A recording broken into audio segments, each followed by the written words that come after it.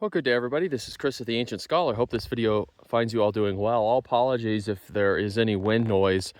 It's a little breezy here, a little intermittently gusty, so I'll try to attenuate that. But I just wanted to introduce you to the resurrected bike. I'll call this the Phoenix Theseus. This is the second ride that I've done since I finally got everything back together and upgraded. The first ride was a few days ago, and it was a very short, only about an hour after work. So I was kind of racing against the sun. It was on some quote unquote trails just behind my office. And certainly they didn't represent quintessential mountain biking experience, but it was enough for me to at least get my initial suspension settings dialed in, the sag and some basic settings. And so now I'm up here in the Burro Mountains, the Big Burro Mountains, headed south on the Continental Divide Trail. I actually did not end up going to Mount Graham in Arizona. The last couple of days, there was a pretty significant storm system that moved through, which is highly unusual for this time of the year. This is typically the driest time of the year for us.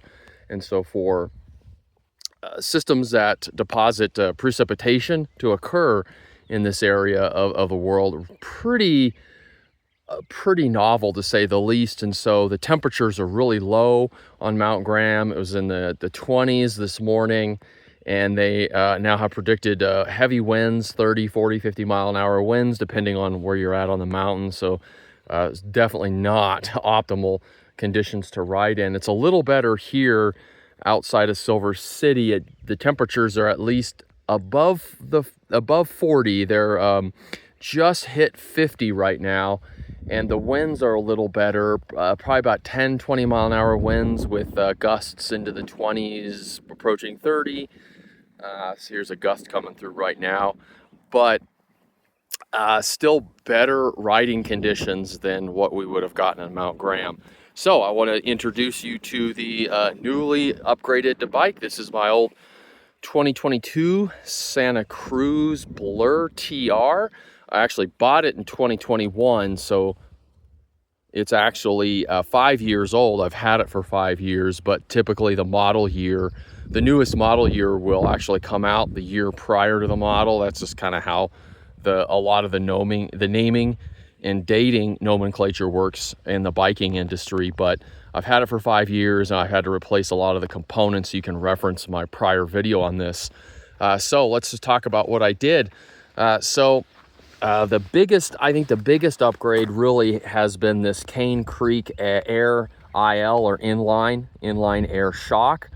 This uses twin tube technology, the same kind of technology that was originally developed by Olin. So there's a tube inside of a tube, and that acts as a sort of piggyback, if you will, and a heat sink, and maintains a slim profile that you see in a lot of these smaller air spring shocks, but allows for more oil movement, and it keeps the shock feeling consistent under sustained use, whereas a lot of the other more traditional shocks, air shocks, will heat up and then the oil won't move appropriately. The heat management will fail, and the shock will lose all of it'll essentially, all the damping quits working as the oil fails to move appropriately, and the shock essentially just kind of gets this default pogo stick feel to it, whereas the twin tube technology kind of attenuates some of that, giving you some of the benefits of a piggyback in a smaller package.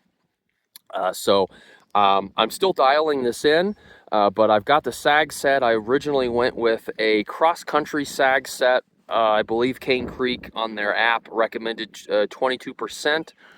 22 to 25%, right around there. So that's like 8-10 millimeters of sag. This is a 45 millimeter stroke. I'm currently running trail sag on it 28%, so that's about 11 millimeters of sag with all my equipment, and that seems to be the sweet spot there. I'm currently running the stock high and low speed compression and rebound damping, and it feels pretty good for now. I'm gonna try to do some fine tuning today now that I'm on some, proper single track with some proper, technical features that are actually going to put the shock through its paces and allow me to make some better adjustments. But it actually doesn't feel too bad right now. I'm not used to having both high and low speed compression and rebound damping, so actually controlling how the shock compresses and rebounds in the first half and the second half of the travel has been kind of interesting. But I will say the shock feels very supportive. So it feels very similar to the Öhlins TTX1 that I run on my YT Izzo, and I think it's probably because of the similar technologies being used, and so it doesn't feel quite as active and floppy or pillowy as the stock Fox Float shock. So it is a lot more supportive, particularly as you get in the mid-stroke and toward the end of the travel. You see I was intentionally hitting some of these rocky features, and you can see that, even set at a 28% sag, I'm not quite bottoming out, so it's highly resistant to bottom out. And it actually feels really supportive, but it doesn't feel quite as active and as plush as the original shock. But I think this actually complements the Blur, because as I said on past videos, the FlexStay single pivot design in the Blur is actually a pretty active suspension design for being more cross-country oriented. So I think having a progressive shock does provide some added benefit to the overall suspension system or the whole overall platform. So really interesting dialing this in. I'm having a lot of fun. So that's been one of my big upgrades. This does also have a climb switch, because this is a fairly light bike and I like to climb on it. All right, the next major upgrade was the rear rim. I went ahead and had to get a new rim. I went ahead and just for kind of the price and the quality, I'm running the Bontrager Line 30, which is an alloy rim, but I think it's really well built. And, in general, I think Bontrager, which is Trek branded equipment, really has upped their game in the last several years. And I think they produce pretty high quality products. So I don't have any problems running this. The quality for the money, I think is really high with kind of the mid-tier Trek systems. This is also a Trek, the Bontrager branded hub. This has the high engagement, which I believe is it uses a pawl mechanism, 6 pawls, and it's about 108 points of engagement versus 54 points on kind of the lower end stuff and the older stuff that Bontrager used. So it's pretty high engagement. I do prefer the ratcheting mechanisms in my hubs. So my other bikes, I run DT Swiss hubs with the ratchet, the star ratchet mechanism. I just think it's a little more robust and a little less problematic in the long term than the paws. But that's just kind of my opinion. Individual experiences may vary. The next major upgrade is the XX1 cassette. I've been running GX cassettes. I think I was on my second cassette, and everybody's going to the new T-type transmission system.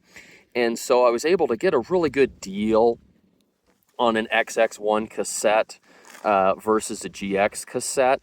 And that's really the only reason I went with that. Otherwise, I don't have an issue with the GX cassette, but this is nice, a little more a little more upfront cost, but you know, I can get thousands and thousands of miles out of it. I'm also running an XX1 chain, which I generally tend to ride even on my lower end bikes, you know, where I have NX transmissions like my YT Izzo.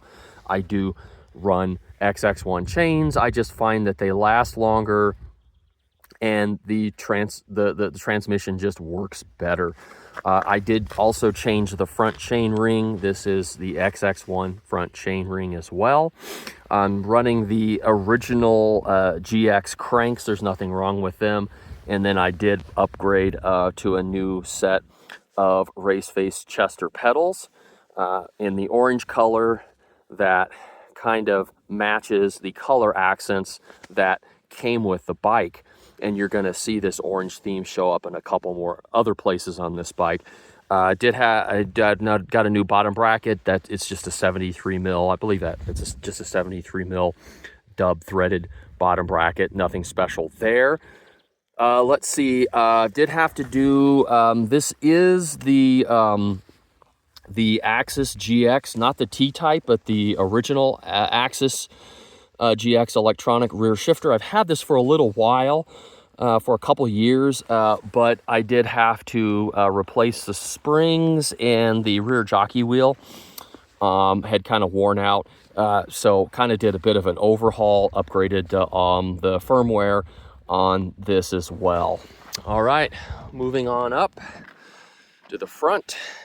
I went ahead and swapped out. I was running a Fox 34 Performance 130, and I went ahead and I'm now running the 34 Stepcast, which is a 120 fork, but it's just a little lighter, and yeah, I really like it. So that's what I'm running for now. No real complaints there.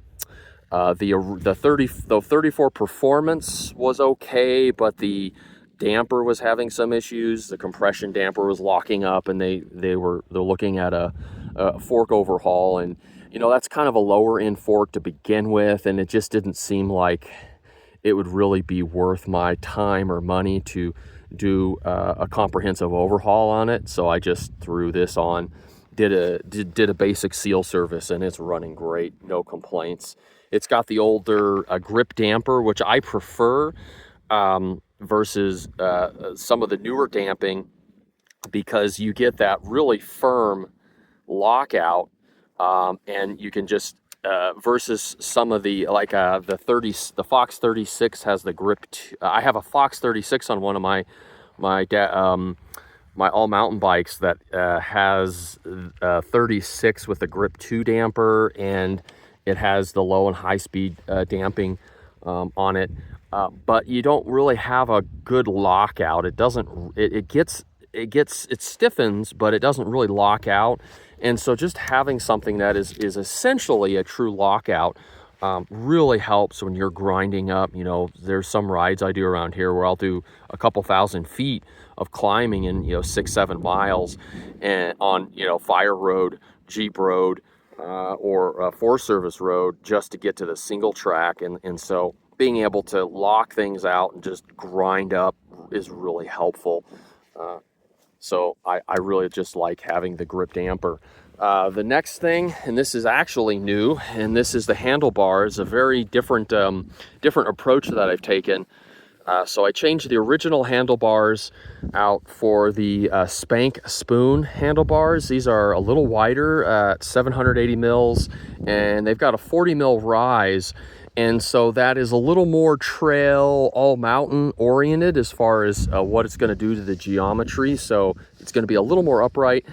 It's probably going to put me in a slightly less efficient climbing position, but I think it's going to be a little more aggressive and a little more predictable in the handling when I get into the chunkier stuff. I also have a Spank Spoon stem in this orange color that again matches the pedals and the color accents on the bike frame. This is a 40 mil stem versus the 60 mil stem.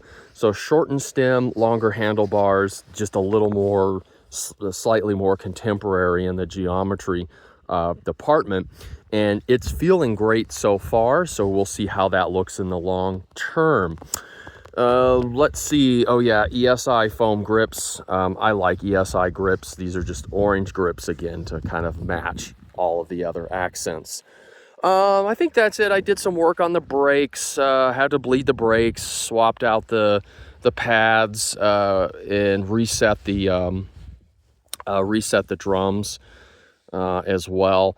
And so not a complete overhaul, but yeah, put some work into them, and we're looking good there. This is relatively new. This is a Cell Italia Superflow SLR saddle. Probably a bit of a superfluous upgrade, but you know, I'm approaching 50 and I have had some issues with my prostate becoming inflamed, and the suspicion is that it may be due to the bicycling that I engage in. I don't know, but that is, you know, a possible risk factor. And so spending a little money for something that's light, very ergonomic, and keeps pressure off of my taintly areas to keep my prostate health relatively good and keep me off the Flomax, I think is a good thing and overall a win. So there you go. Yeah, and that's really it as far as all of the major upgrades. Hopefully you all enjoyed this video. I'll report back in as I get things dialed in if I have any issues or if I have any particularly noteworthy experiences. We'll see y'all in the next video. Take care, everybody.